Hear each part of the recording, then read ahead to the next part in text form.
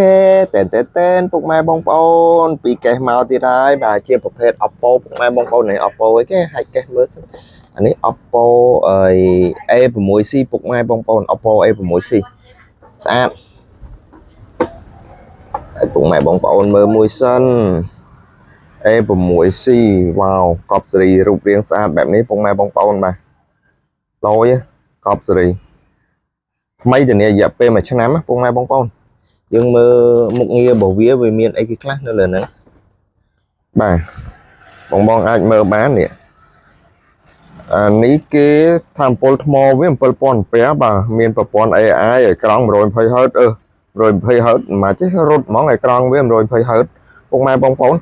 RAM 12G ងាប់ RAM ធំហ៎ Memory 64G អើយស្អាតកប់សេរីរីហ្មងពុកម៉ែបងប្អូនបាទទិញចេញពីហាងពលរដ្ឋាភិបាលព្រៃល្វាមានកាដូថែមជូនឲ្យពុកម៉ែបងប្អូនកុំភ្លេចបញ្ជាក់ពុកម៉ែបងប្អូនត្រូវការតាក់ទងមកលឿនឡើងវឺតបាទស្តុកថ្មីទេអានេះអីវ៉ាន់ទៅតែកាត់មកដល់ក្តៅហុយទេបងណាត្រូវការចង់បានយើងមាន free ជាមួយ power bank មានឲ្យ speaker ឲ្យអីទៀតនេះ speaker គ្រាន់ទិញទុកចែកជូនពុកម៉ែបងប្អូនណាអញ្ចឹងបងណាត្រូវការ speaker បាទ free ជាមួយនឹងទៀតមាន power bank មាន speaker បងណាត្រូវការតាក់ទងមកពលរដ្ឋាលក់រហូតដល់អស់ពី stock តែម្ដងបាទអញ្ចឹងត្រូវការតាក់ទងមកលឿនឡើងវឺតតម្លៃថ្មីបាទចេញពី Oppo A អានេះស្អាតណា A6C